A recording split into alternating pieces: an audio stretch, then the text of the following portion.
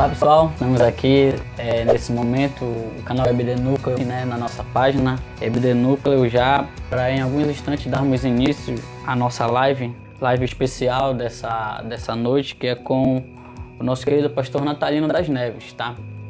Eu quero que a gente faça uma oração agora, né, Rafael? Que a gente faça uma oração nesse momento, pedir que Deus ele esteja conosco nesse momento, tá? Vamos orar. Senhor Jesus, obrigado por nos permitir estar aqui nesse momento, Pai. Obrigado, Senhor, pelas pessoas que estão nos assistindo agora, pelas pessoas que ainda vão entrar, pela vida do pastor Natalino das Neves. Deus, que Tu venha falar conosco, Pai, que Tu venha esclarecer as nossas vidas hoje, que nós queremos desde já, Senhor, ter um trimestre abençoado por Ti. Abençoe-nos grandemente, Pai. Conduz esse momento conforme a Tua vontade, conforme o Teu querer, Pai, que possamos ter, Senhor, um grupo de pessoas mais amantes da Tua palavra a cada dia, Pai. É em nome de Jesus que nós te pedimos, que nós te agradecemos. Amém.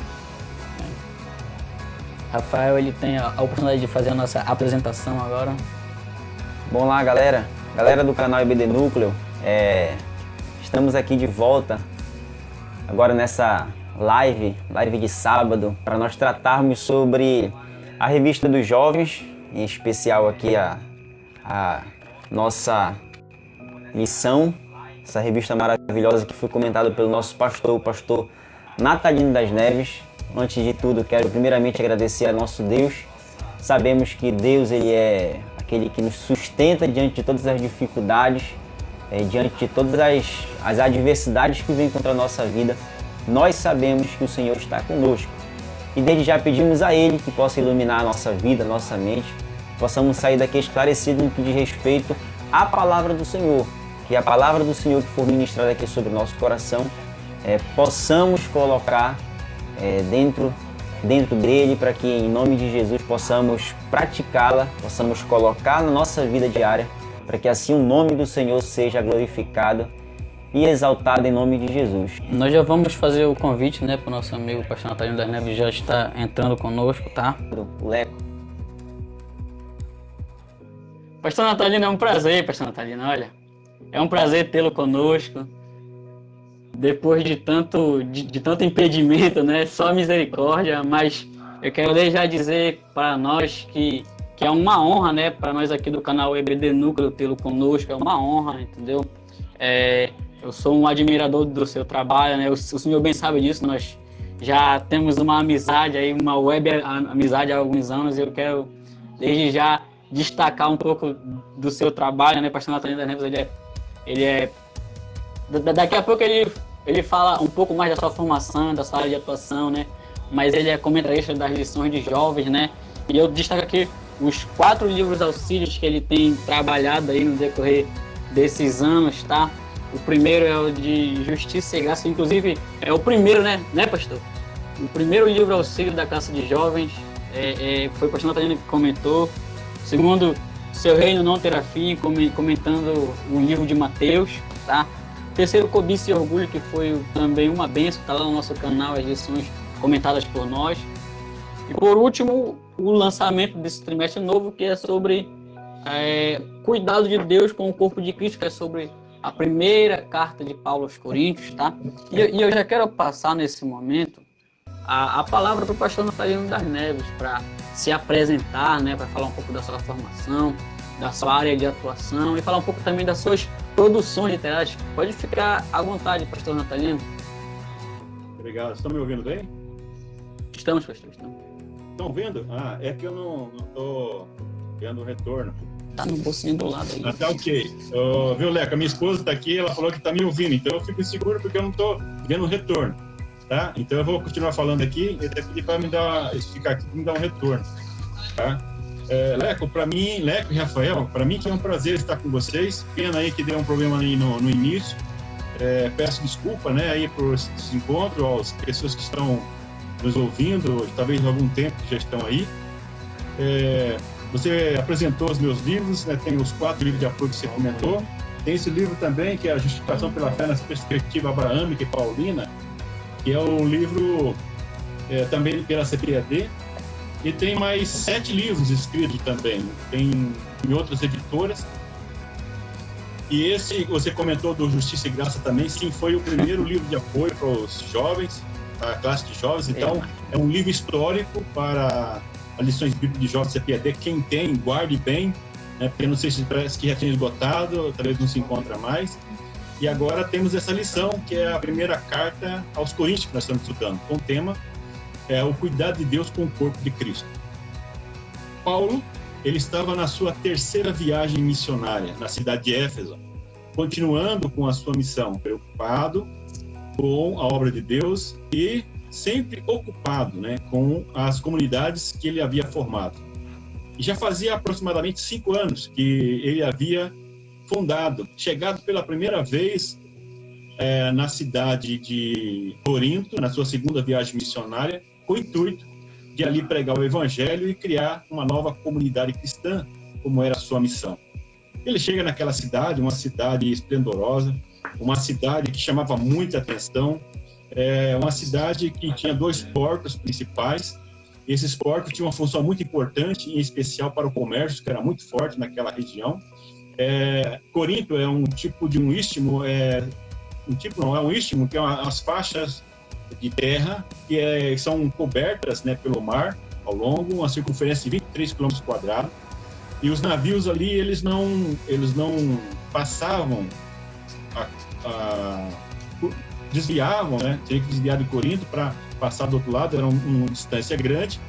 E também tinha a questão de tempestades naquele lugar, não era um lugar muito bom para se navegar. Além disso, os piratas ainda estavam por lá, os romanos ainda não tinham conseguido acabar com os piratas naquela região, e as pessoas, então, eles passavam por terra na cidade de Corinto. Hoje existe um canal, os navios passam nesse canal de um lado para o outro, mas na época não tinha.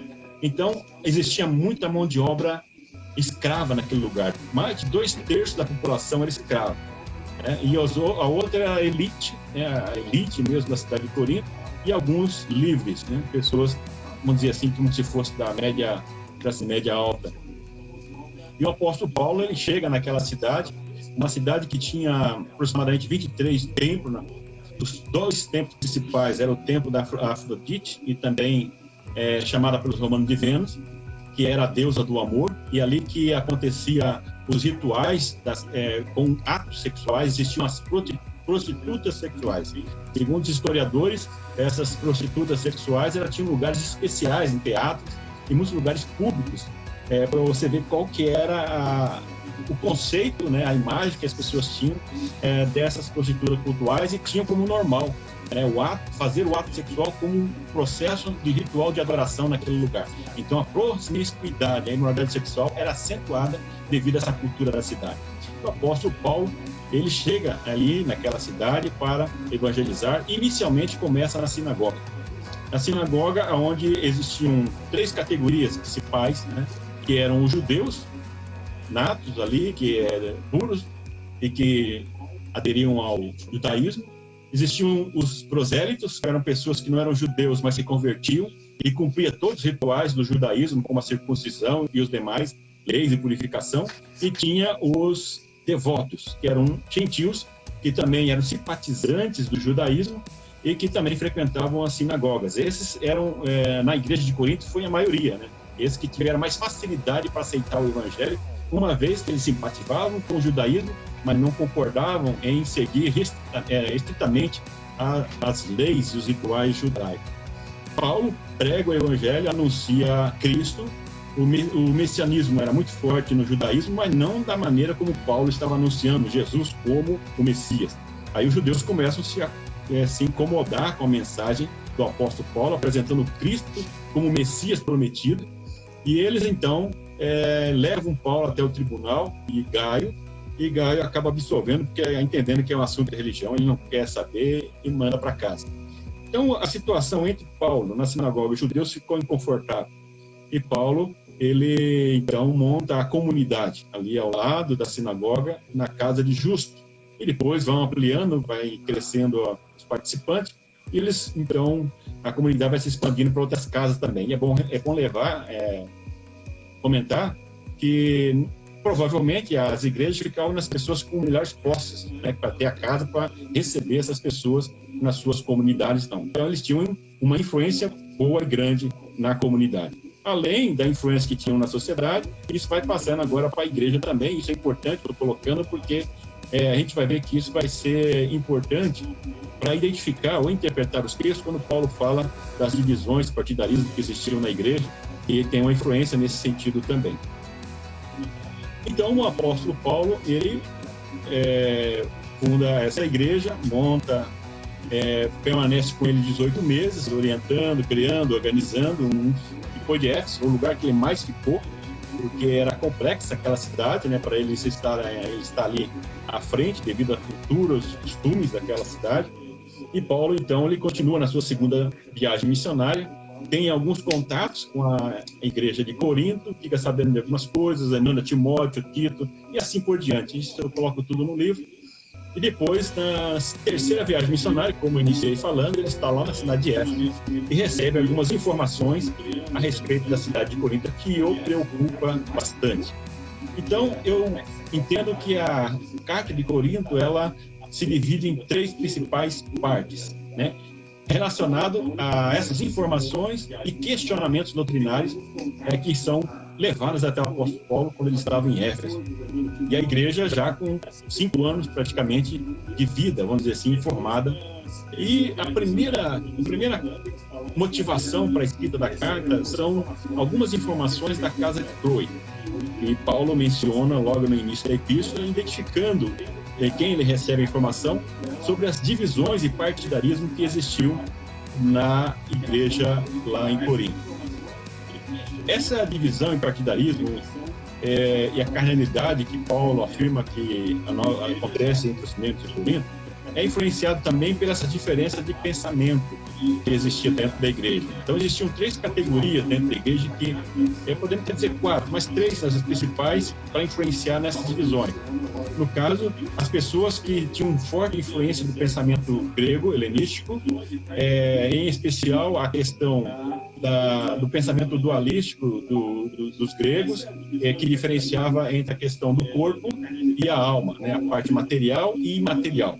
Ou seja, a parte material é a parte má, o corpo como matéria, e a parte espiritual, a parte boa. Então, eles entendiam que o corpo, ele impedia que a alma se realizasse plenamente, ele precisava libertar a alma para que o espírito, a alma, ela fosse vivificada e se realizasse plenamente. Então, o corpo era um empecilho.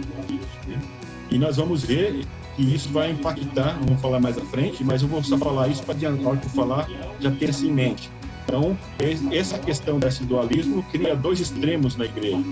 Aquele extremo, de um lado, em que as pessoas entendiam que o corpo, por ser mal, algo mal, então ele precisava, não importava o que se fizesse o corpo e que não ia impactar na questão da alma e do espírito. Então, você faz o que você quiser. Aí vem a questão da libertinagem, né? E depois o outro extremo é onde que o corpo, sendo mal, ele precisa ser mortificado, ou seja, não pode ser alimentado os seus desejos, suas paixões. Por isso vem a questão da abstinência em todo sentido, em especial no caso de Corinto, a questão da abstinência sexual, que era algo muito forte naquela cultura, naquela comunidade.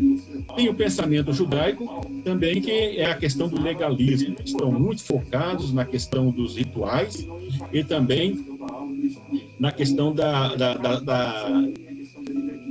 lei, né, como alguns quesitos que eram obrigatórios e que entram em questão junto à igreja, depois que Paulo, como apóstolo gentil, expande o evangelho para os territórios gentílicos, e que eles querem impor, né, algumas questões que são do próprio judaísmo também para o cristianismo. E nós vemos o Concílio de Jerusalém, que eu cito no livro, que aproximadamente foi próximo, um pouco antes de Paulo chegar a Corinto.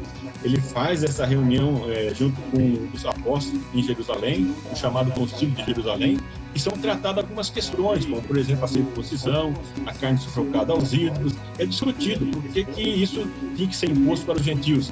E o concílio, ele decreta, ele delimita lá que, por exemplo, na questão da circuncisão, eles não precisariam seguir, era algo específico para os judeus, e pede para reservar as carnes sacrificado aos ídolos. Mas nós vemos que mesmo que fosse feito o concílio, fosse deliberado isso, ainda nas comunidades tinham esses problemas, essas dificuldades, iam causando essas divisões. E tem ainda o pensamento ou a forma de estilo de vida dos romanos.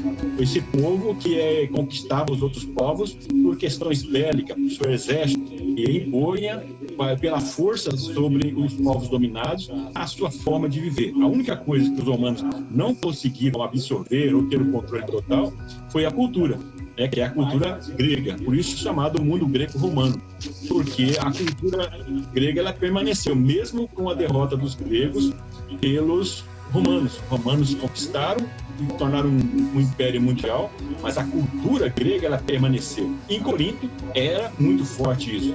Era uma cidade onde se reunia muitos pensadores, muitos poetas, muitas pessoas com ideias diferentes saíam ali, e era o costume daquela cultura, e eles vinham propagar, e em especial aí entre os sofistas, os filósofos, que eram tidos como pessoas que tiravam vantagem dessa transmissão do conhecimento, benefício próprio. Não era bem visto por alguns, mas era comum que eles fizessem isso pela cidade e angariando os seus adeptos.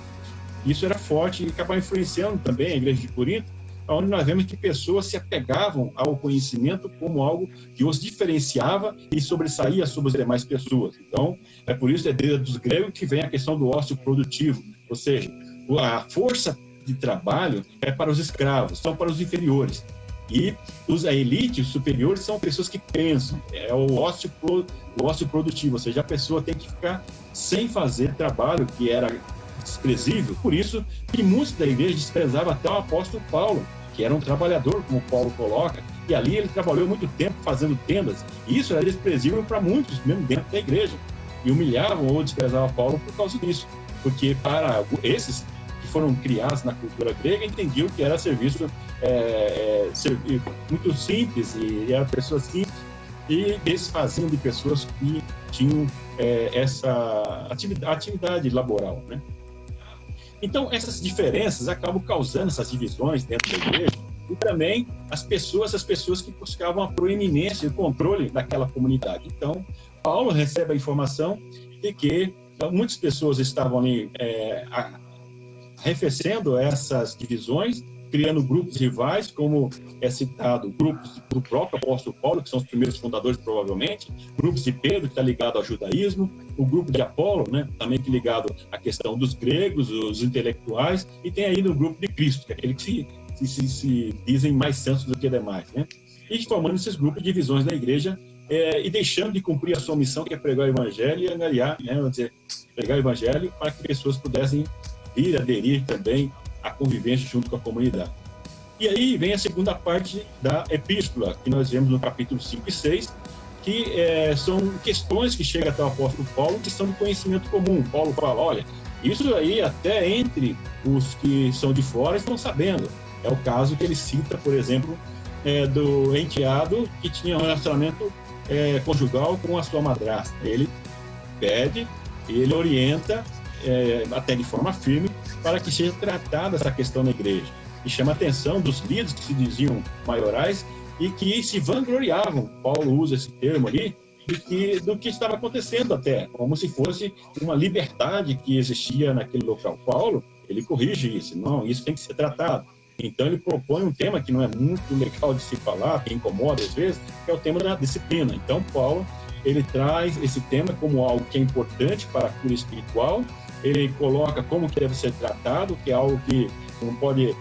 alguns falam que Paulo expôs esse caso já estava exposto, diz que todo mundo já sabia, então tinha que ser tratado. E eu coloco aí que a disciplina, eu escrevo lá, que deve ser o último recurso, na igreja, quando algo é tratado, é aconselhado e não se resolve. E também que as pessoas devem ser tratadas, não só uma pessoa, um conjunto, que as pessoas têm que tratar essa pessoa também de uma forma para que, com objetivo de cura, um acompanhamento posterior também, e assim por diante. Eu coloco isso na lição. Então, Paulo, ele diz que isso é importante ser tratado. Ele também trata e comenta sobre o capítulo 6, das intrigas que estavam levando pessoas a levarem outros irmãos também para os tribunais romanos.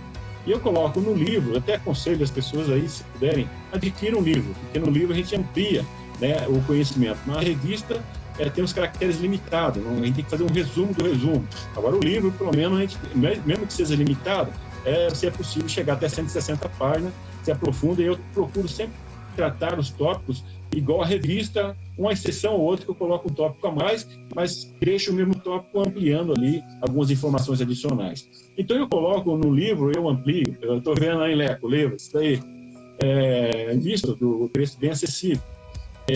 Eu coloco aí como funcionava o sistema jurídico romano, que é referência até hoje, né? O sistema jurídico hoje tem como referência o sistema romano. Era algo que para a época era muito sofisticado, só que Paulo ele afirma que esse sistema era um sistema corrupto e também que o suborno era algo comum e normal dentro desse sistema, favorecendo quem? As pessoas com poder aquisitivo, as pessoas que tidas como os intelectuais que sobressaíam na sociedade. Então, a sentença era dada em favorável das pessoas, eles influenciavam. E pelo que tudo indica, Paulo deixa transparecer que esse retrato, né? Esse retrato lá para a comunidade continuava acontecendo dentro da igreja. Provavelmente são pessoas de posse, pessoas que tinham condições, que eu coloco aí, que para entrar numa justiça romana tinha que ter posse, tinha que ter situações financeiras razoáveis para entrar. O mais acessível seria o tribunal, ou seja, o julgamento que era feito nas portas da cidade, que é tipo dos pequenas causas. Então, provavelmente, quem levava era a pessoa que era mais favorecida e levava os menores ainda para lá. E Paulo diz que isso poderia prejudicar a salvação deles e coloca eles na mesma condição dos juízes corruptos e assim por diante. Ou dizer, não tinha diferença entre esses irmãos que estavam levando os irmãos dos tribunais dos piores corruptos, dos piores pecadores, vamos dizer assim, Paulo coloca, da sociedade. Ele coloca eles no pior dos níveis. Aí vem a terceira parte da epístola, que é do capítulo 7 em diante, que são alguns questionamentos doutrinários que os obreiros levam até Paulo também em Éfeso. Ele entra na questão do casamento. Devido a esse pensamento grego, influencia muito também no relacionamento sexual, que é algo que incomoda, se você olhar no capítulo 7, ali daquela comunidade. Eles, então, Paulo lhes pergunta, porque o segundo extremo que eu disse para vocês, a mortificação do corpo, que era o que mais preocupava. Porque eles perguntam, pode se abster do sexo no casamento? Então, alguns, não eram tão poucos assim, membros da igreja, estavam defendendo que os casais deveriam se abster da própria relação sexual também, para mortificar o corpo, que era mal. Essa influência do pensamento grego. E começavam a fazer isso. E Paulo, então, ele orienta que não fique fazendo sacrifício de tolos. Porque eu trabalho muito, vocês conhecem, já até falou aí, por exemplo, Propício e Orgulho, né? É um livro aí que deu um impacto muito grande aí na igreja, né? Eu recebi muitos retornos a respeito desse livro, porque até então não foi tratado de maneira tão direta essas questões, que são questões da sexualidade na igreja. Muitos tabus, né, que não era comentado, e o pessoal começou a comentar mais sobre isso. Você está atrasado aí. Então, Paulo, ele defende, né, normalmente, que a sexualidade, o relacionamento sexual no casamento é abençoado por Deus, não deve ter essa preocupação, porque isso é abençoado por Deus, não tem problema nenhum, pelo contrário, ele incentiva, e ele inova, né? Ele é audacioso, vamos dizer assim, para a cultura da época, porque ele coloca essa decisão em pés de igualdade entre o homem e a mulher. Ele diz que essa decisão de ter relacionamento ou não deve ser decidido em conjunto, o homem e mulher. Naquela cultura em que o homem prevalecia em todas as decisões, é algo inovador, né? E vai colocando as mulheres inseridas no poder de decisão, como acontecia dentro da própria igreja, como muitas mulheres que o ajudaram no seu ministério, que era algo que não era comum. Jesus também já fez isso. Então, Paulo provavelmente foi influenciado por esse comportamento de Jesus. E aí nós vemos o capítulo 8 ao capítulo 10, que ele aborda sobre a questão das carnes sacrificadas aos ídolos. Como eu disse, na cidade tinham aproximadamente 23 templos, e era costume eles oferecerem sacrifícios aos deuses. E a carne sacrificada, parte dela era feita uma refeição comum, em que as pessoas ali comiam aquela refeição em comum, e algumas pessoas era a única oportunidade que tinham de comer carne por causa da questão da classe social, a dificuldade que tinham. E uma parte da carne, do alimento ali, era levado ao açougue para ser vendido. Isso era comum na cidade, com exceção da comunidade judaica que tinha restrição em relação à carne sufocada aos ídolos. Aí o apóstolo Paulo, ele surpreende algumas afirmações, ele coloca assim: vós que sois fortes, quer dizer, vocês que sabem que só existe um Deus, não existem outros deuses, não tem esses deuses que eles adoram, não existem, não tem esse problema. Então ele coloca: vós que sois fortes, sabe que isso não existe, não tem problema, não pode comer. Mas tem os irmãos aí que acham que tem problema, eles sabem que existe só um Deus, mas parece que eles entendem que não existe Deus. Então, para eles, tem problema na consciência, de não comer, mas também eles tinham problema na consciência olhando para aqueles que comiam e se incomodavam, né? Aqueles que ficam cuidando da vida dos outros. Então, o apóstolo Paulo, ele acaba promovendo o bom senso, dizendo: vocês sabem que isso não tem problema, mas evite de comer por causa dos irmãos que têm problema de consciência, e então, para que vocês vivam em paz, toque a vida de vocês, evitem. Isso influenciou, sim, na cultura da comunidade cristã, porque tem até um governador, né, a história coloca no livro, não vou citar tudo aqui, mas que ele cita, né, a alteração que houve no comércio da cidade, a redução na alimentação, na compra da carne na cidade por causa do cristão, porque isso impactava a economia do local, né, essa oferta de sacrifício, a venda no açougue, movimentava a cidade, a economia e assim por diante. Você sabe, quando mexe na economia, as coisas cumprem, né? Então, mas Paulo ali, ele dá as orientações do bom senso. E aí vem o capítulo 11, que trata da ceia. Então, Paulo agora aborda sobre as questões das divisões nas reuniões da igreja, né? Esse relacionamento entre os membros da igreja, porque eles faziam, como era do costume da cidade, acabou transferindo também na igreja a questão das reuniões, das refeições em comum, que depois vai se agregando também à Santa Ceia. Usava fazer a reunião ágape, a reunião do amor, a reunião compartilhada e depois a Santa Ceia. E isso, que deveria ser a maior expressão, né, de comunhão, de amor da igreja, Paulo disse que estava vergonhoso, porque estava evidenciado cada vez mais as divisões, separações que existiam na igreja, porque as pessoas traziam as suas alimentações, comiam em separado, um chegava antes, comia sozinho, e outros, ele chega ao ponto de dizer que muitos comiam, se extravasavam e ficavam embriagados, bebiam e vinham embriagados, está lá, é o texto, está dizendo isso. Na revista até é escrito aí suco de uva, mas eu não uso esse termo, foi alterado. No livro você pode ver que eu coloco vinho, era vinho mesmo, eles se embriagavam, e Paulo fala: tem uns aí que até se embriagam, e outros ficam passando fome. Ou seja, ali era a oportunidade de haver um compartilhamento com as pessoas de menor poder aquisitivo, essa igualdade que Paulo pregava, que ele herdou também do modelo diaconal de Jesus, e que, na realidade, ali as pessoas estavam se comportando de uma forma vergonhosa. E Paulo chama a atenção deles nesse sentido. E chama a atenção apontando para a cruz de Cristo, né? Que eles estavam fazendo algo que podia comprometer. Por isso, ele recomenda o autoexame, né, para participar do corpo de Cristo. Estavam desprezando o corpo de Cristo. E aí nós vemos do capítulo 12 ao capítulo 14. Como a recomendação da CPAD fosse que eu não abordasse os dons espirituais, eu fiz só uma abordagem rápida lá nas primeiras lições, quando dizia que a igreja era cheia de dons. Aqui eu enfatizo o capítulo 13, que é a essência dos 3 capítulos. Quando Paulo ele fala sobre os dons espirituais, lá no final do capítulo 12, ele fala assim: agora eu vou apresentar para vocês o caminho mais excelente. Ele diz: os dons são bons, os dons não são para demonstrar espiritualidade, os dons são para o serviço. Deixa bem claro isso. O dom é importante, mas para o serviço, para a coletividade, não é para a exaltação e propagação de ninguém. Não é para trazer holofote para ninguém, é para o reino. Aí Paulo fala do amor, que é o caminho mais excelente. Ou seja, se você tiver dons, muito bom, parabéns, use mesmo para coletividade, mas se não for feito por amor, de nada vale. Paulo fala que não vale nada disso. E Paulo pode até entregar o corpo para ser queimado, como uma expressão da sua fidelidade e tal a Deus. Se não tiver amor, se não for feito isso por amor, não tem validade alguma.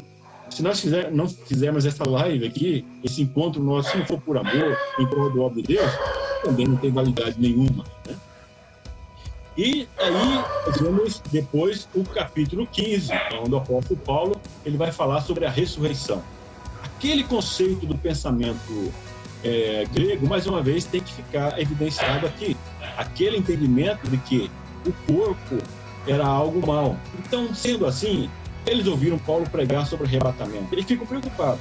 Mas se Jesus vai voltar, os que morreram em Cristo, aquele exemplo das sementes que morrem e renascem, tudo bem, eles morreram, então o corpo já se foi, agora o Espírito está aguardando, né, a volta de Jesus para estar com Deus. E nós que estivermos vivos com o corpo ainda, como vamos se livrar disso? Como vai ser a nossa situação? Então o apóstolo Paulo ele começa a explicar a doutrina da ressurreição, demonstrando que a exemplo de Jesus, que é o modelo da ressurreição dos salvos, nós, da mesma forma que Jesus teve o corpo transformado, Deus que se transformou como ser humano, foi encarnado, mas que teve, após a sua morte, o corpo ressurreto e transformado, da mesma forma, todos os salvos, também aqueles que morreram, mesmo que estiverem vivos, também receberão o mesmo corpo e vão estar com o Senhor por toda a eternidade. E assim nós concluímos aí os temas principais que vamos trabalhar nesse trimestre. E agora fica aí Leco e Rafael à disposição de vocês, se caso tiver algum questionamento e pessoas quiserem perguntar alguma coisa, estou à disposição. Pessoal, bom, foi algo fantástico, né? Nós tivemos alguns minutos aqui de muito conhecimento, né? E eu tô impactado, simplesmente estou impactado. Desde já, muito obrigado, pastor Natalino. Tá? Você viu que o nosso pastor ele fez um paralelo geral sobre toda a epístola de Paulo aos Coríntios, muito conhecimento, muito enfoque, tá? E nós temos algumas perguntas a fazer ao pastor Natalino para a gente trazer uma elucidação um pouco maior. De certo que o senhor conseguiu abordar tudo, né? Todos os capítulos de Coríntios, foi simplesmente fantástico. Então, nós vamos começar as perguntas, né? Rafael, pode ficar à vontade. Glória a Deus. Pastor Natalino, né, mais uma vez, satisfação em conversar com o senhor. E aí a primeira pergunta que eu tenho aqui a fazer é a respeito Bem, você falou muito, fez um paralelo bem bonito a respeito do 1 Coríntios, mas eu queria aqui assim, fazer um questionamento, uma pergunta que se encontra aqui mesmo na introdução, onde você cita e escreve o seguinte: o contexto social e econômico, político, cultural e religioso da atraente cidade de Corinto aumenta ainda mais o interesse pelo estudo dessa carta. A influência da cultura helênica, o modelo de governo do Império Romano e o legalismo judaico confrontavam a doutrina cristã ensinada por Paulo. Nessa parte introdutória aqui que você escreve aqui no seu livro Auxílio, eu queria fazer a seguinte pergunta. Atualmente, o mundo, de um modo geral, tem passado aí por um caos, por uma crise, tanto no ambiente social, no contexto social, no contexto político, no contexto cultural e no contexto também religioso.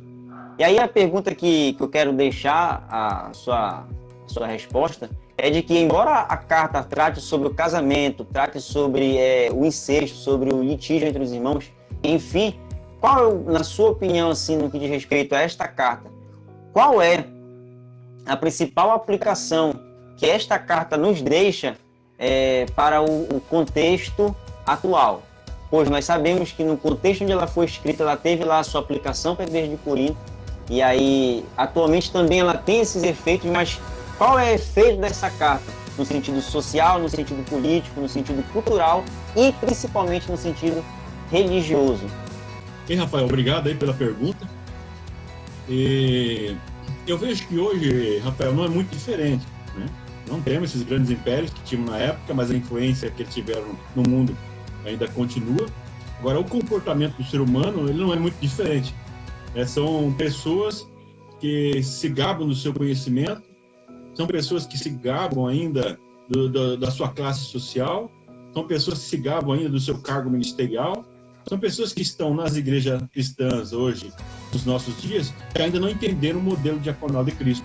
Ele acha que ele pode se julgar superior aos demais, tratar as pessoas como se fossem objeto, pessoas que continuam amando as coisas e usando as pessoas, e esse não é o modelo que Jesus deixou, nem que o apóstolo Paulo prega aqui e ensina.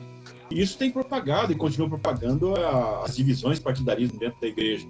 E os jovens, muitas vezes, têm sido influenciados mais por grandes pensadores lá de fora, pensadores, né, que são reprodutores de textos ainda lá na época do Império Grego, né, grandes pensadores que influenciaram aquele povo e continuam influenciando hoje, não penso que mudou. Pega aí grandes pensadores da nossa época, que jovens da nossa igreja estão ouvindo, e que muitos líderes nossos nem sabem, nem conhecem, né? E que tem influenciado a forma deles pensarem.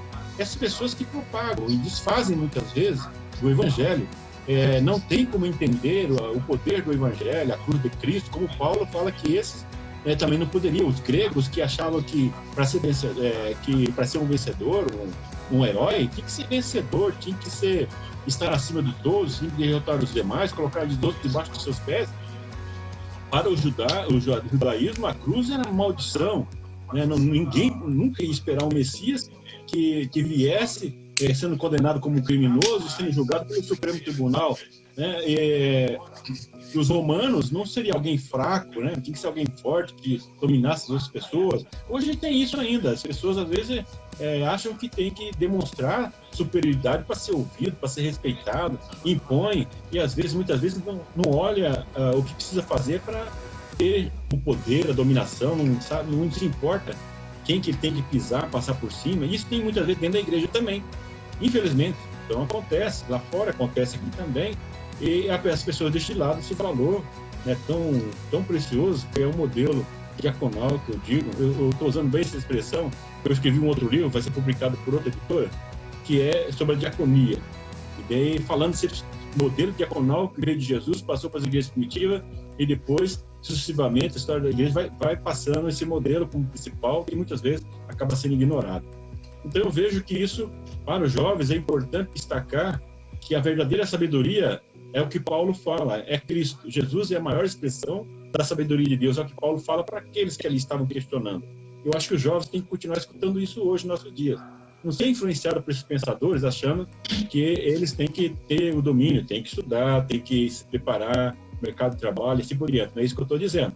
Estou dizendo que isso não é uma busca para que as pessoas possam se sentir melhor que as demais e sobrepor-se às outras, e ignorar as pessoas como ser humano e ignorar a dignidade do ser humano. Certo, pastor? Tá. Eu quero fazer também uma pergunta também ao nosso querido pastor, tá? Especificamente a lição de número 6, a lição de número 3, né? Capítulo 3 do livro Auxílio, tá? Vai falar sobre os versículos de número 10 ao 17 do capítulo de número 1, né, pastor? Uma exortação que Paulo faz à igreja ali para que eles sejam unidos. Eu achei interessante que dentro do livro Auxílio o senhor fez o comentário sobre a expressão rogo-vos, né? Que está ali no versículo 10, rogo-vos, irmãos, pelo nome de nosso Senhor Jesus Cristo. É um apelo, como o senhor comenta lá, que é um apelo num tom de humildade. O apóstolo Paulo, um pastor que ele ele se colocou numa posição humilde para fazer um pedido aos coríntios. E aqui esse capítulo propriamente, ele vai falar, o senhor aborda lá sobre a questão das divisões, né? Das divisões que havia na igreja, a questão do partidarismo, né? E aqui, então, é muito comum a gente ver essa questão da divisão hoje em dia na igreja, até mesmo a gente fala teologicamente também, nós podemos tocar, as pessoas se intitulando como esse, como aquele, e ainda mais assim falando para nós jovens, né? No momento de muita informação, e aí rola aquela intriga, né? Atual de duas correntes teológica, né?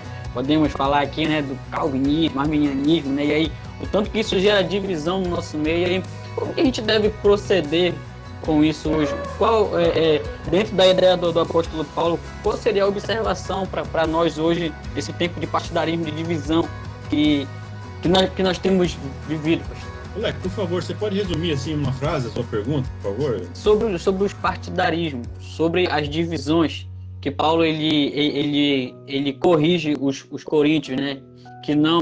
Para que não tivesse, né? Inclusive ele faz um pedido, rogo-vos, né?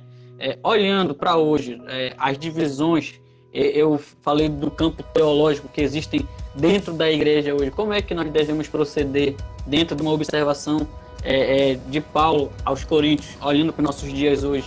Leco, eu vejo que nós temos que nos ater nas questões primárias, sabe? Fundamentais para a teologia cristã. Às vezes as pessoas ficam se apegando a umas coisinhas que não vai levar a nada, sabe? Não merece ser discutida, né? Eu acho que a gente tem que respeitar as pessoas que pensam diferente. Eu fui superintendente da Igreja Sede ali por 7 anos, tinha um professor que era calvinista, todo mundo sabia que era calvinista, e ele dava aula lá na classe de calvinismo. A única coisa que eu fiz foi mudar, colocar outros professores lá para dar aula também. Mas ele, para mim, tinha uma vida muito íntegra, e ele defendia aquilo que ele acreditava. Então, eu respeito mais as pessoas que pregam e ensinam aquilo que acreditam do que aqueles que ensinam para agradar os outros, né? Ensinam aquilo que não acreditam porque é o que espero ouvir, sabe? Isso eu acho que acontece muito ainda no nosso meio. Então, eu acho que a gente tem que se apegar ao que é primário. Tem coisas que você não pode negociar, mas tem coisas que você tem que analisar, né? Quem é o dono da verdade? Então, às vezes, as pessoas se pegando muito hoje no intelectualismo, pessoas que pegam, estudam um pouco teologia, cara, nós precisamos fazer um tratado. Eu lembro que eu participei de um grupo uma vez, e eu era comentarista da lição, estava num grupo lá, e o pessoal comentaram um negócio, eu peguei, entrei ali, fiz um comentário, daí o fulano, ou então uma pessoa lá que se dizia o tal, e questionou, e falou muitas coisas que, para mim, teologicamente, não levava a nada. Aí eu disse, tudo bem, essa é a minha opinião, se você não quer aceitar a minha opinião, eu respeito a sua, aí você fique tranquilo, mas eu entendo que eu falei corretamente como deve ser, fique tranquilo. Ele falou, eu nem discuto mais mesmo, não sei o que e tal, né? Então você vê que uma arrogância, assim, ele nem sabia, depois foi saber que eu era comentarista, foi ver meu currículo, ligou para mim em particular, não faz isso em público, né? Não quis reconhecer em público, mas em particular entrou em contato comigo, pediu perdão, tal, e reconheceu e passou por isso. Tem pessoas que, às vezes, chegam a uma situação que acho que quer demonstrar que tem mais conhecimento, que é certo, que é errado. Eu não me preocupo e que as pessoas têm que aceitar o que eu sei, eu acho que é certo. Eu não me preocupo, não acredito, não acredito. Eu não vou ficar conversando ninguém. Eu coloco o que eu acredito, prego o que eu acredito e pronto. E não vou pregar também para agradar os outros que querem ouvir.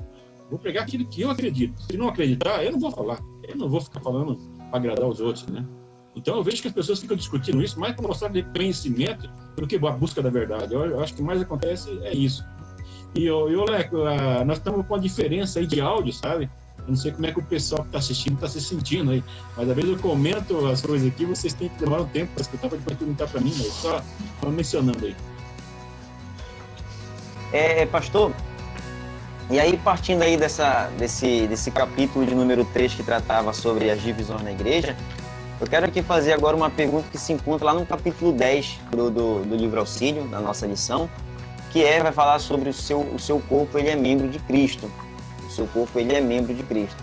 E aí as pessoas, de modo geral, pensam assim que o nosso corpo, ele tem aí as suas limitações, e realmente tem. Todavia, alguns acham que o corpo só presta tão somente para ser como uma prisão da alma, ou coisas do tipo, coisas parecidas. E aí vem o amor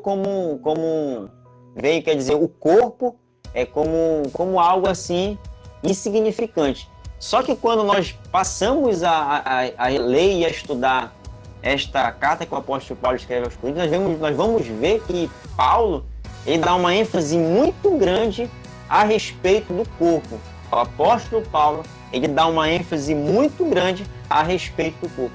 E aí, tanto é verdade que para o apóstolo Paulo dar peso ao seu ensino a respeito do corpo, e aí o apóstolo Paulo, no capítulo 6, como o senhor havia dito logo na introdução, o apóstolo Paulo vai tentar tratar sobre essa imoralidade sexual que havia, onde o apóstolo Paulo está preocupado em tentar tratar, onde a liberdade está se tornando em libertinagem. E aí, nesse sentido, o apóstolo Paulo, para tentar tratar esse problema, ele vai falar sobre a importância que o corpo do ser humano ele tem para nós. E aí ele vai falar basicamente o seguinte, que o nosso corpo, primeiro, ele vai ser ressuscitado, né? Segundo, o nosso corpo, ele faz parte do corpo de Cristo, nesse sentido, no sentido da igreja, nós fazemos parte desse corpo, o corpo de Cristo, e Cristo, ele é a cabeça. E terceiro ponto aí no capítulo 6, em 1 Coríntios, o apóstolo Paulo vai falar de que Deus, ele possui um direito de posse sobre a nossa vida. Deus possui um direito de posse sobre a nossa vida através de duas coisas, através da nossa compra, nesse sentido, no sentido da redenção, o apóstolo Paulo trata sobre isso, agora, pois fostes comprados por preço, e também a respeito da ocupação. Essa ocupação também é um direito de posse que Deus tem sobre nós. E que ocupação é essa? É a ocupação de que o Espírito Santo, ele habita no nosso interior. E aí, nesse sentido, pastor, eu quero que você fale a respeito sobre esses temas, tanto da ressurreição como do corpo de Cristo, e também sobre essa situação de que Deus possui um direito de posse sobre a nossa vida, tanto através da compra, quanto através da ocupação. E aí também retorno a dizer que tudo isso se encontra lá no capítulo de número 10 do livro Auxílio. Então, que o pastor comente um pouco sobre essa importância que o corpo ele tem para as nossas vidas. Ok, Rafael. Paulo, ele fala no mínimo 2 vezes aí na epístola que o corpo é templo do Espírito Santo de Deus. E quando eu deixo isso bem claro quando eu uso cobiça e orgulho também, cito essa questão do corpo, é que quando Paulo fala sobre o templo, corpo como templo, no imaginário, principalmente do judeu, mas as pessoas, o templo de Jerusalém é conhecido por todos. Então eles têm a visão do templo. O que era o templo? Era um lugar de encontro com Deus. Era um lugar separado, que tinha inclusive as partes separadas, né? Tipo o pátio, o lugar santo, Santos dos Santos e assim por diante. Então é um lugar em que deve ser tratado ou deve ser adentrado, utilizado da melhor maneira possível e com todo respeito. Então Paulo coloca o nosso corpo na mesma condição do que o templo de Jerusalém, tão respeitado, né? Principalmente pelos judeus, pelos cristãos, e que não deveria ser adentrado de qualquer forma. Sei que os romanos tentaram entrar no templo, colocar águia no templo, houve morte, sangue e tantas coisas assim por diante. E durante a história teve muitos casos como esse, né? A história dos macabeus, etc. Então, por quê? Porque inviabilizaram desrespeitaram o lugar sagrado, o campo, o templo. E Paulo coloca o corpo nessa mesma situação. E ele fala isso para quê? Com a cultura, como você disse, de que o corpo poderia ser feito de qualquer coisa, que era matéria e não tinha importância alguma, né? Então, isso serve de exemplo para nós hoje também, né? Que a mudança, ela vem o que tem exteriormente é importante, mas a mudança vem de dentro, mas que vai influenciar por fora também, né? Certo, pastor? Só lembrando que aos que estão acompanhando a live aí, se quiserem já ir fazendo seus comentários, quiserem deixar uma pergunta para o pastor Natalino das Neves, ele também está pronto a nos responder, tá certo, pastor? Tem um comentário aqui também, aqui conforme o capítulo de número 6, né, do livro Auxílio, que dentro da epístola fica no capítulo de número 3, quando ao falar sobre a imaturidade dos irmãos, né, e aí a gente bem sabe, né, que dentro da igreja a gente pode ver que tem os irmãos que são um pouco mais novos na fé, os outros que são um pouco mais antigos na fé, e aí a gente acaba vendo que isso pode gerar um certo conflito entre ambos, e aí Paulo ele usa até de umas figuras aqui, né, dizendo que eles eram como meninos na fé, falando do alimento, né. Eu acho interessante essas figuras que Paulo usa, né, e como que funciona essa diferença, podemos dizer assim, dentro da igreja, que o senhor comentasse sobre a imaturidade, né, sobre a imaturidade dos irmãos, a imaturidade espiritual dos coríntios e como que isso reflete na igreja de hoje. Leco, antes de comentar aqui, eu estou lendo aqui no computador, abri aqui também para ver no Face, e que bom que tem umas pessoas que estão dizendo aí que está assistindo, está tranquilo, porque falei que estava preocupado com o áudio aí. Então, obrigado pelo retorno das pessoas aí fazendo os comentários. O maior problema, ao meu ver, que de Corinto, na realidade o que se traduz por imaturidade é essa falta, a falta de amor, né? A falta de amor que os impede de entender a verdadeira mensagem da cruz, aonde iguala as pessoas. Então, isso que é o maior problema, ao meu ver, ali em Corinto, ainda não entenderem que as pessoas devem ser tratadas com dignidade, né? Com respeito, e e essa questão de usar as pessoas em vez de amá-las. Para mim, essa é a maior imaturidade que eu vejo nessa carta aos Coríntios e o comportamento. Ao longo da carta, se você observar, vai bater. Você pega todos os temas que eu comentei, você vai ver que vai bater nessa questão das diferenças, falta de respeito à dignidade do ser humano, que eu acho que ainda continua nos nossos dias, né? As pessoas não podem ser tratadas como objetos e a dignidade delas tem que ser respeitada. Eu acho que isso tem sido deixado de lado. Nós temos que constantemente, como Paulo diz lá na ceia, fazer uma alta reflexão sobre isso. E antes que eu conclua, eu tô vendo vocês dois pertinho aí, cadê a máscara?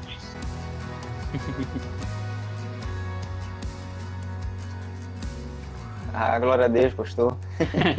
Estamos desprotegidos aqui. Não, mas... Protegidos pelo sangue do Cordeiro. Pois bem, aí prosseguindo aí na nossa conversa, nessa live abençoada, agora voltando para o capítulo 4, vai falar sobre a sabedoria divina, né? Vai falar sobre a sabedoria divina. Aí o pastor Natalino das Neves, ele vai comentar lá no terceiro tópico, basicamente, o seguinte, que na cruz de Cristo, falando sobre a verdadeira sabedoria versus a sabedoria do mundo, aí o pastor Natalino das Neves vai comentar o seguinte, que na cruz de Cristo, o orgulho humano, ele é derrotado.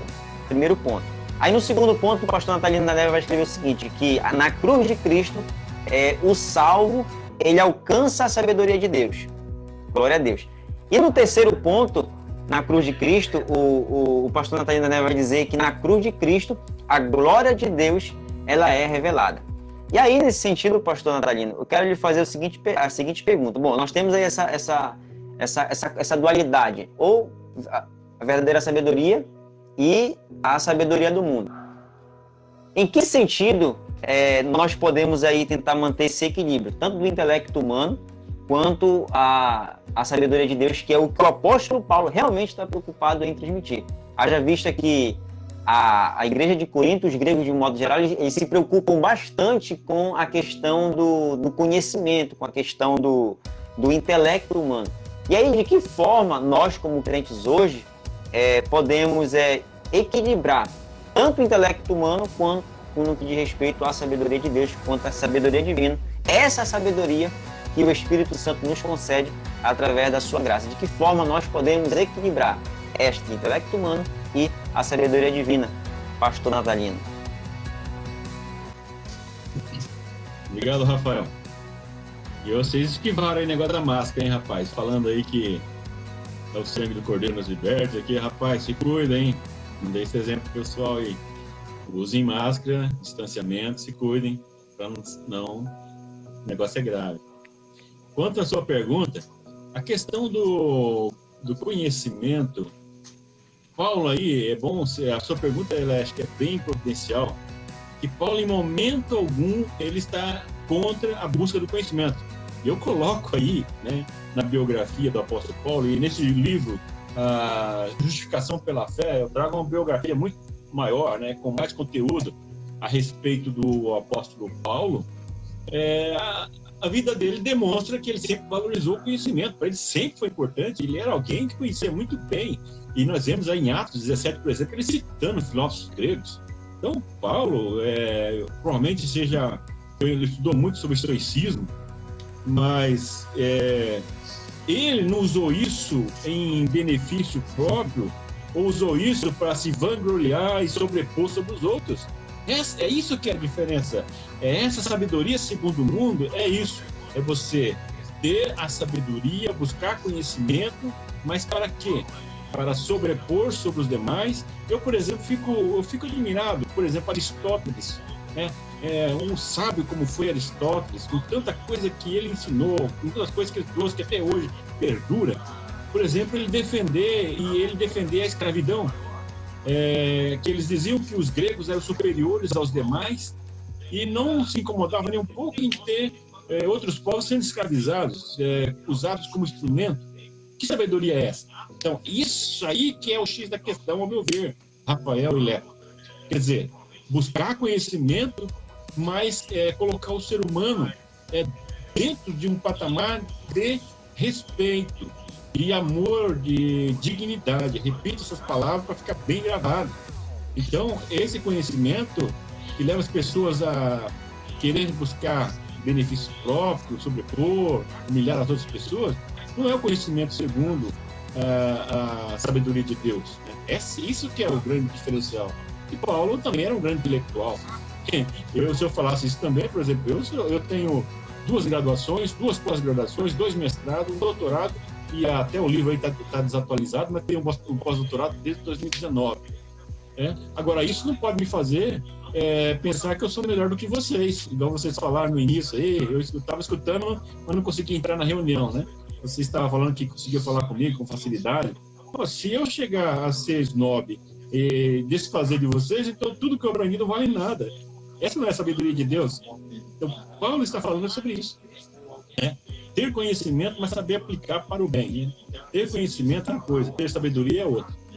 Com essa diferença, só vou dar um exemplo aqui didático do conhecimento e sabedoria. Tem uma história, diz que um senhor contratou era um empresário, e contratou uma máquina sofisticada, né, da Alemanha, uma máquina último modelo. E o que ele fazia? Essa máquina produzia, melhorou a produção, mas de repente estragou.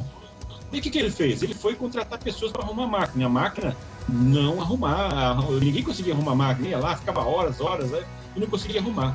De repente falaram, tem um rapaz aí que ele é bom, ele conhece dessa máquina, ele arruma. E o rapaz chegou lá com uma pastinha bem pequenininha, pegou um martelinho, foi lá no lugar, bateu num determinado parafuso, foi embora e pagou. Daí falou, rapaz, está funcionando, começou a funcionar tudo, ficou contente. Quanto que é o serviço? Ele falou, olha, 50 mil reais. Como? Ô, louco! Como 50 mil reais? Coloque numa nota para mim aí, me justifica esse preço. Ele colocou lá.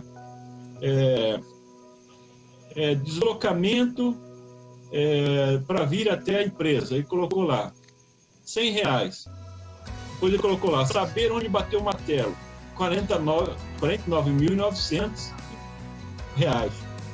Aí tá o segredo, né? Não é só dizer que mexe ou não mexe, é resolver.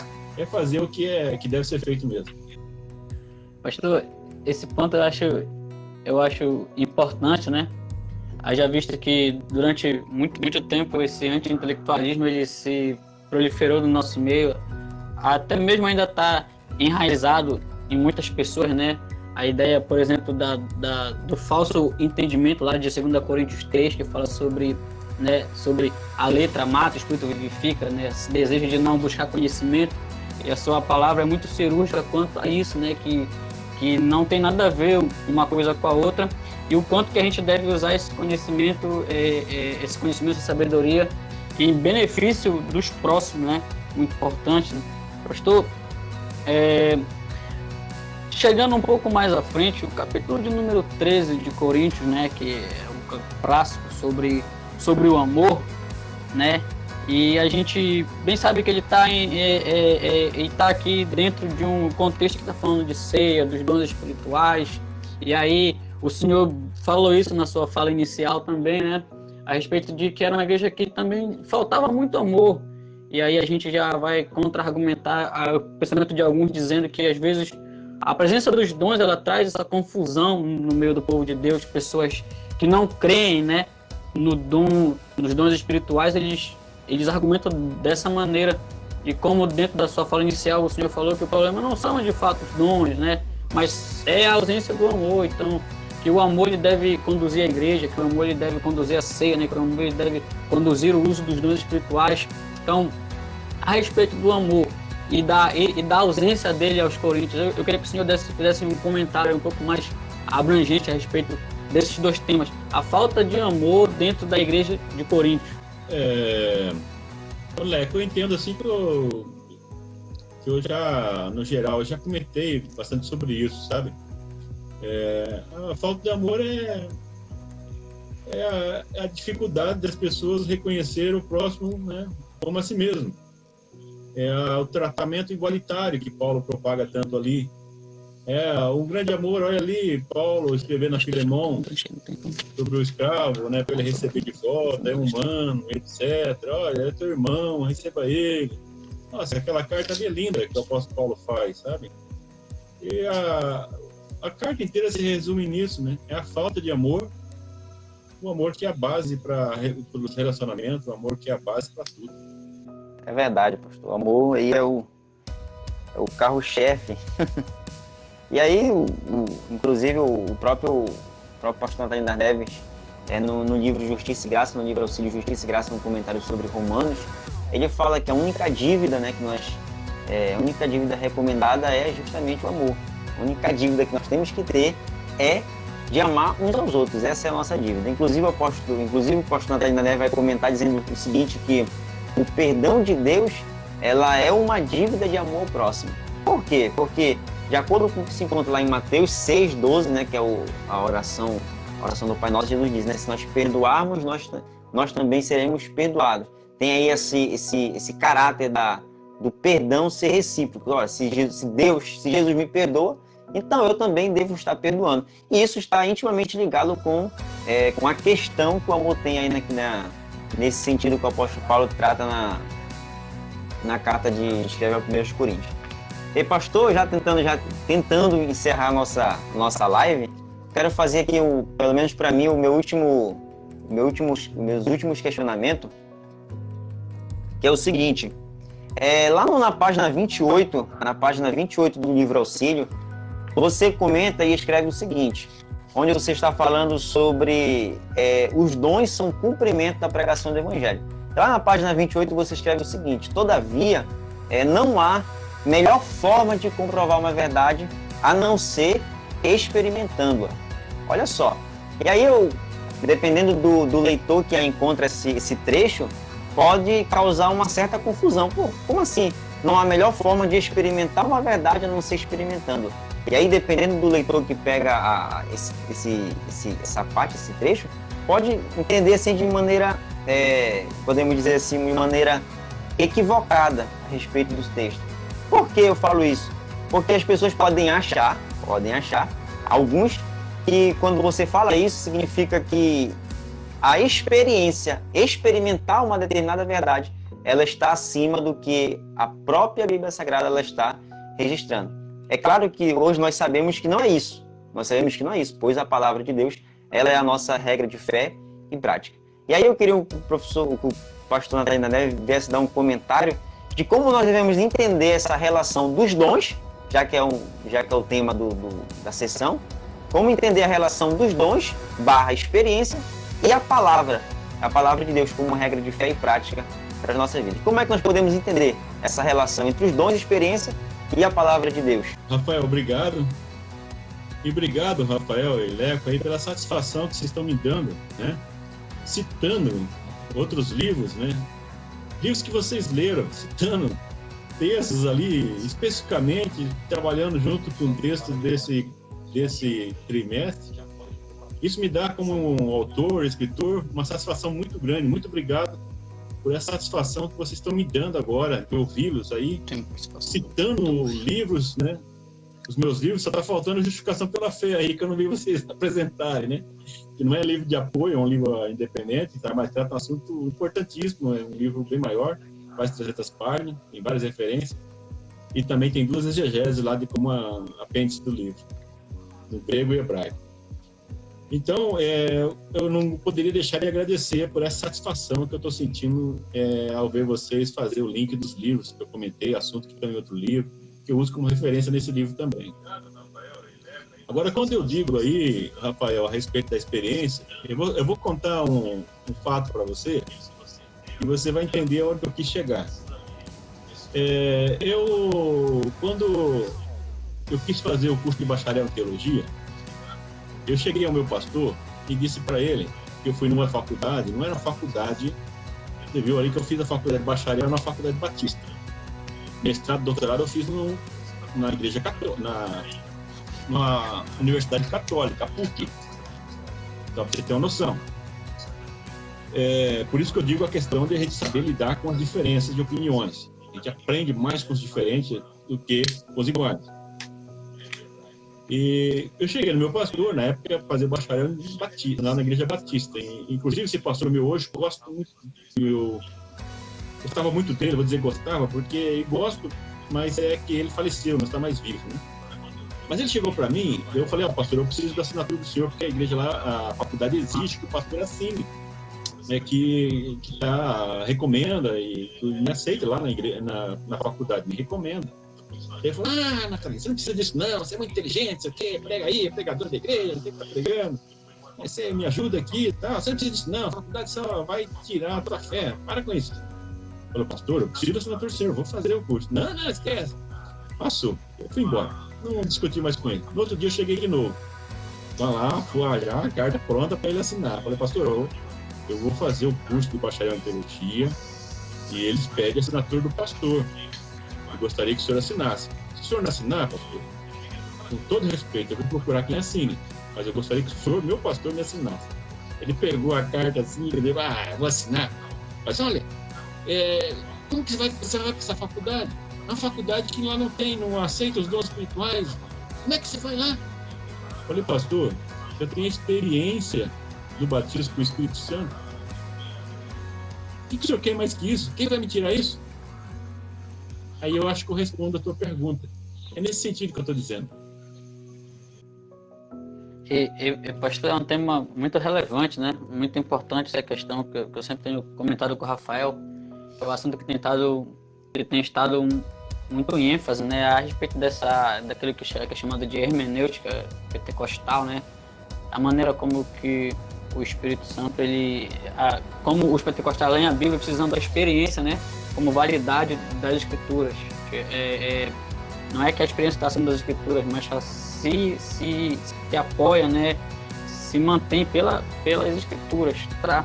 E já fazendo o Wesley Tavares, ele fez uma pergunta aqui, pastor, que o senhor já respondeu aqui, mas quem sabe o senhor queira ampliar, né, o comentário, que diz: o que o pastor entende daquele versículo? Por essa razão há entre vós muitos fracos e doentes e outros que já dormem. Leitura da Santa Ceia, né? E aí, pastor, se o senhor puder elucidar um pouco mais essa dúvida do nosso querido irmão Wesley Tavares. A dúvida é que eu coloquei ali, pelo menos, para mim eu vejo isso no sentido espiritual, né? Tem muitas pessoas que estão doentes espiritual, estão fracas espiritual e estão mortas espiritualmente falando, estão dentro da igreja, participam da igreja, pregam, cantam, participam do departamento, mas espiritualmente falando estão mortos. E por quê? Porque participam da ceia como algo irrelevante, como um ritual, como algo que não faz sentido para ele, porque se ele está morto, se ele toma a ceia e continua com a vida normal, como ele era antes e tudo, ele está desconsiderando o corpo de Cristo. Então, é uma doença, é uma pessoa doente, né? Ele não está perdendo tempo, eu acho, né? Perdendo tempo entre aspas, né? Desde que a pessoa ela se conscientize, ela mude de comportamento, há esperança, mas tem que ter vontade e disposição, como eu coloco no livro aí também, sobre essa questão de disposição que é muito importante. E antes que liga, você falou que é uma das últimas perguntas, eu estou bem cansado hoje também, já é a segunda live hoje, e eu estou cansado, mas se puder a gente deixar o pessoal com mais sede ainda buscar isso na escola dominical, é melhor para mim se puder fazer um fecho. Agora sim, glória a Deus, agora sim. Bom, tentando encerrar a nossa edição, a nossa live, quero fazer o último questionamento e já deixo as considerações finais para o Leco, que é o seguinte, pastor: entre tantos ensinamentos maravilhosos que 1 Coríntios nos deixa, entre tantos ensinamentos maravilhosos, o que você, como pastor, como escritor, como o homem que teve essa experiência em escrever esse maravilhoso livro Auxílio e esse comentário desse trimestre, o que você espera que nós jovens assimilemos neste trimestre? O que você espera que nós venhamos assimilar aí neste trimestre tão maravilhoso? O grande exemplo de Cristo, a mensagem da cruz, que é loucura para o ser humano, que é loucura para o mundo, né? Um Deus criador de todas as coisas, soberano, que se faz como a sua criatura, encarna, convive em especial com a classe mais desprezível da época, considerado instrumento dos poderosos, não se envergonha da sua criatura, convive e dá sua vida por eles. que isso não pode ser trocado por nada. Os jovens devem buscar se aprimorar cada vez mais, se preparar para o mercado de trabalho, fazer o que é melhor. Mas, acima de tudo, não esqueça que as pessoas que eles se relacionam são seres humanos. Né? Eles são seres humanos, devem ser amados, são pessoas, não são objetos, não são instrumentos.